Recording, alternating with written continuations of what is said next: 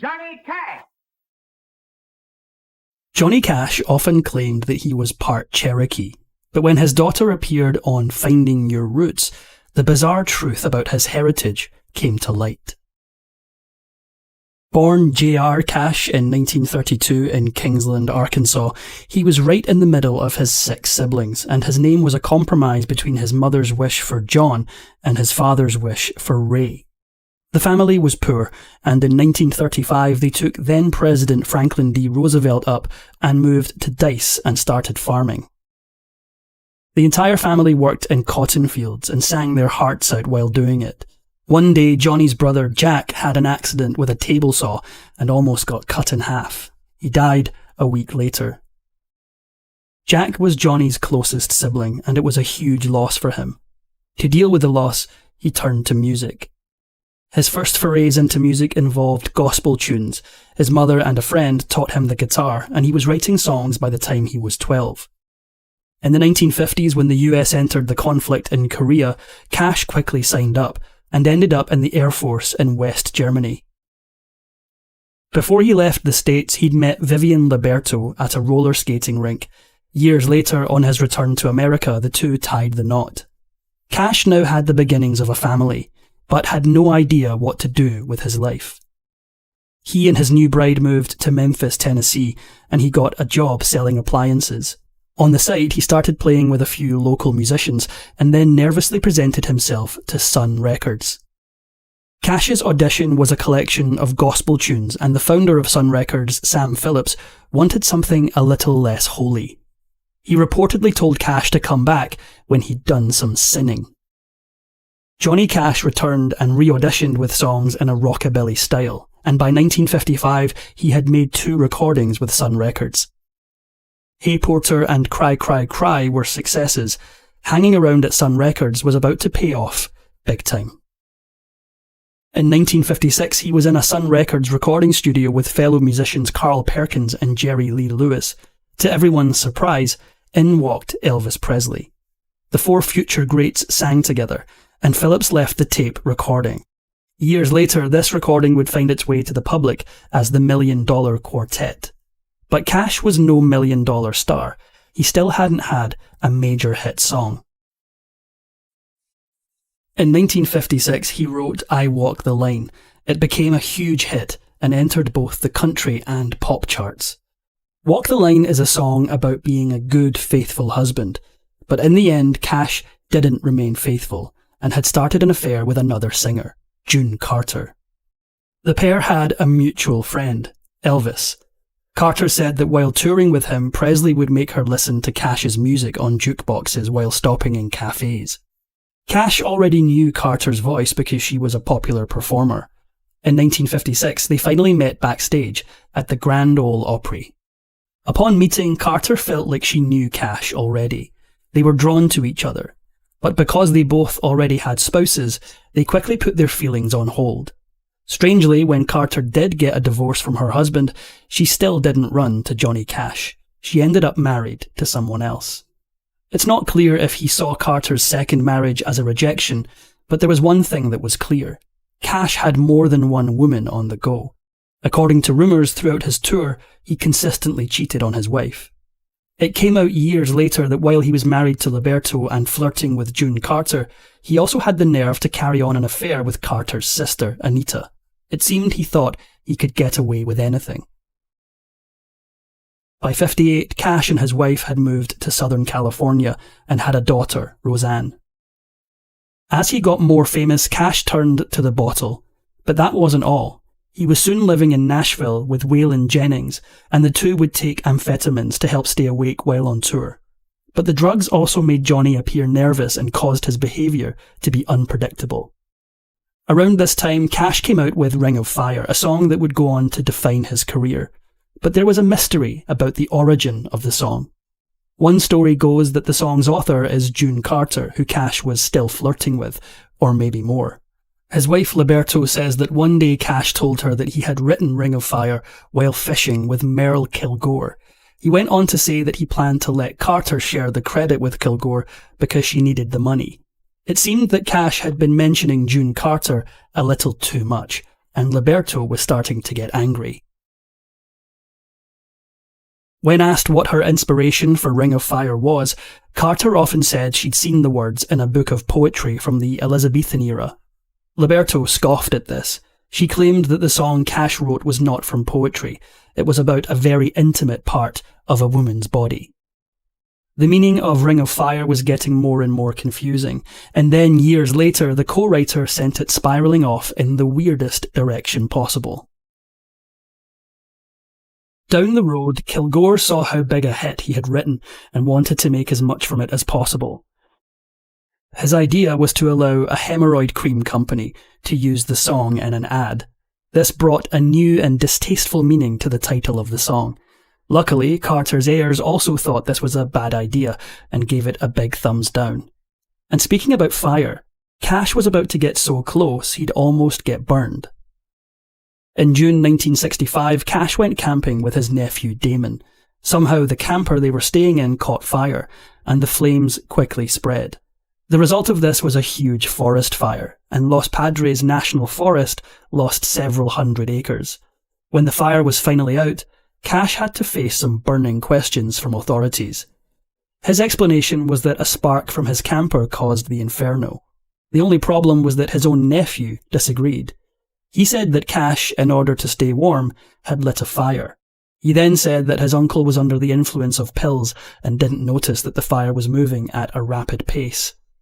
The authorities sued Cash, who eventually settled for $82,000. But this campfire story wasn't over yet. Because of the blaze, many of California's endangered condors left the area. In response to the complaint, an angry Cash said that he didn't care about those buzzards. This didn't win him any friends in the bird lovers community.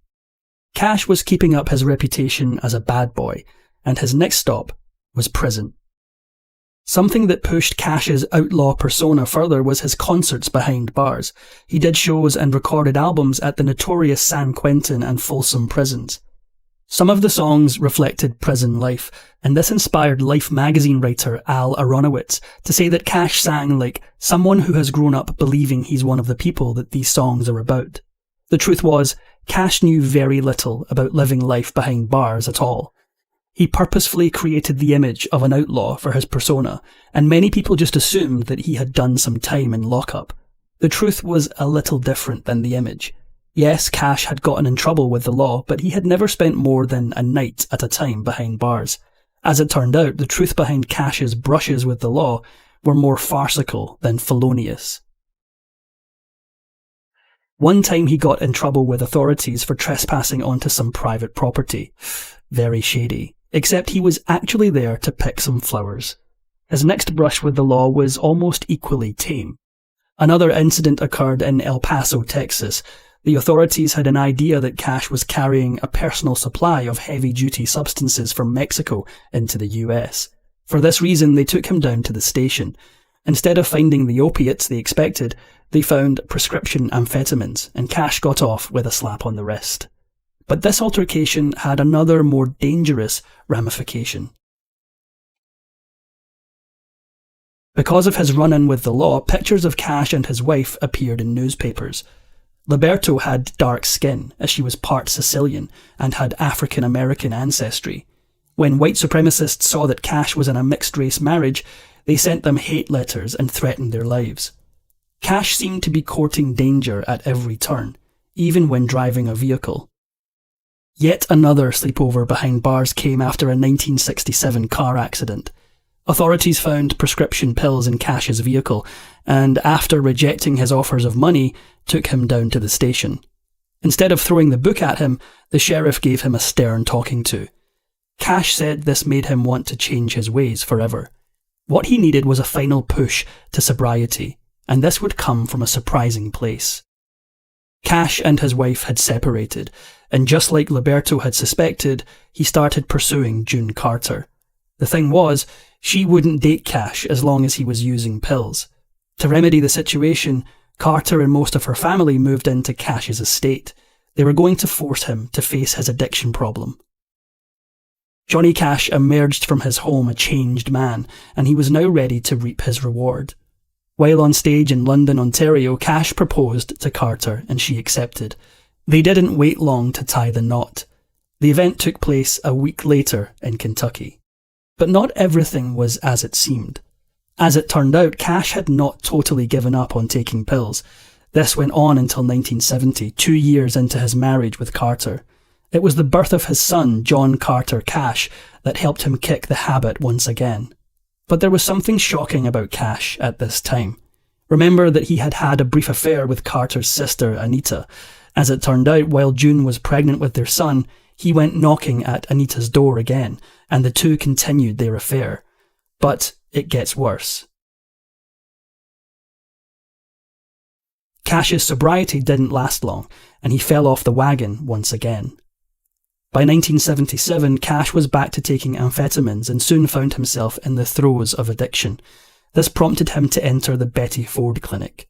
It was a tough go, but he freed himself from his dependence. That is, until 1989 when he returned to pill popping. Despite his ongoing problems with narcotics, America got ready to welcome Cash into their living rooms. In 1969, ABC television came to Cash with an idea. They wanted him to host a variety show. While they promised him artistic freedom, he had to agree to something he didn't much care for. ABC wanted some big Hollywood names on the show, and these were people that Cash likely didn't see eye to eye with. He said yes to Bob Hope and Peggy Lee, but when it came to censorship, Cash was ready to come out fighting. When singer-songwriter Chris Christopherson was a guest on the Johnny Cash Show, there was one word in his song that made the network extremely nervous. In Sunday Morning Coming Down, Christopherson uses the word stoned. The network wanted the word replaced, and Cash valiantly refused. Cash's daughter Roseanne had some lingering resentment about all the time her father had spent on the road and not with her. Luckily, Roseanne had a chance to repair her relationship with her father, as he didn't have long to live. On September 12, 2003, he died due to complications from diabetes, 4 months after his wife. Johnny Cash was no more, but this didn't stop some mysteries from surfacing. Back in the late 1950s, Cash had involved himself with speaking up for Native Americans. At the time, country music lovers were more interested in the life of cowboys and didn't get on board with Cash's new direction. The reason he felt passionate about the topic was because he had always believed that he had Cherokee ancestry. Many years later, Cash's daughter went on the TV show Finding Your Roots to discover the truth about her background. To her surprise, she had no Native American markers. This meant that Johnny Cash didn't either. What Roseanne did find was African roots in her very distant past. If we can't remember Cash as a proud Native American, there's a town in Mississippi that has another way to remember him. Remember when Cash spent the night behind bars because officers took him in for picking flowers? Well, years later, in 2007, the town where this happened wanted to commemorate Cash's misdemeanor.